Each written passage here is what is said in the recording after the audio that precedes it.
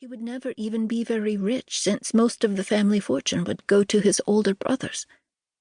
Captain Cedric knew this, but it didn't matter to him. He was a kind young man and very handsome. He was also brave and generous. Everyone loved him. His older brothers were not handsome or kind or smart. They wasted their time and money and had very few real friends.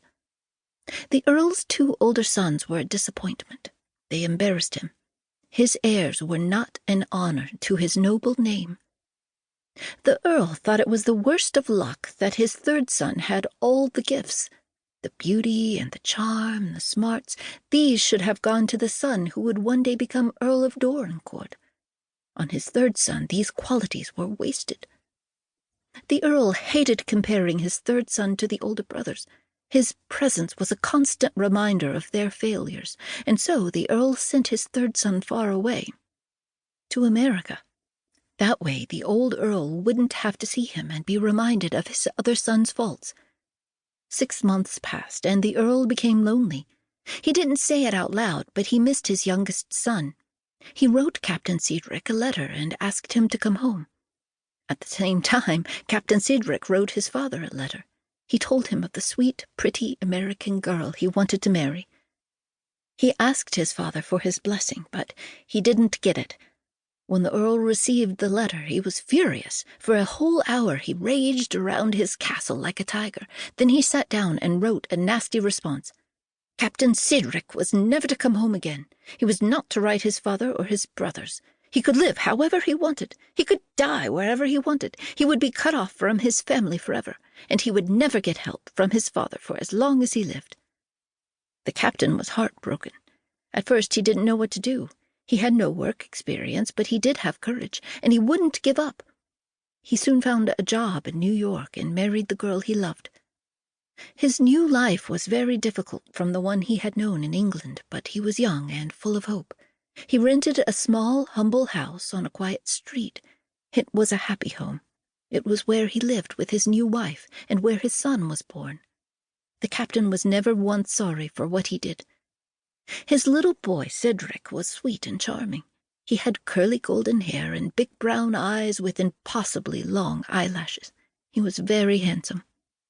The boy was also friendly and well-mannered. When he was out on the street, he smiled at strangers and looked them straight in the eye.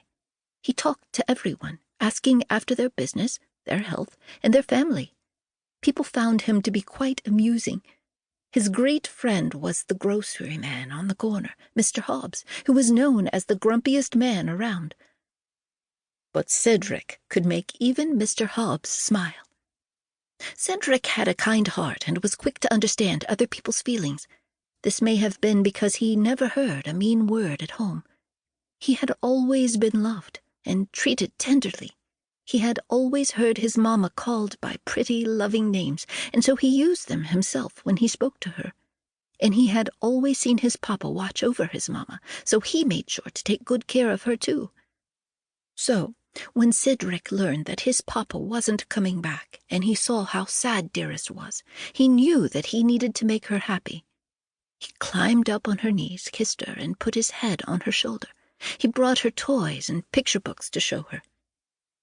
When she lay down on the sofa, he curled up quietly at her side until she woke up and talked with him again. He was a greater comfort to her than he realized. "Oh, Mary," he heard her say once to her faithful housekeeper and maid, "I know he's trying to help me. He looks at me sometimes with this curious little look as if he knows how my heart feels, as if he is sorry for me.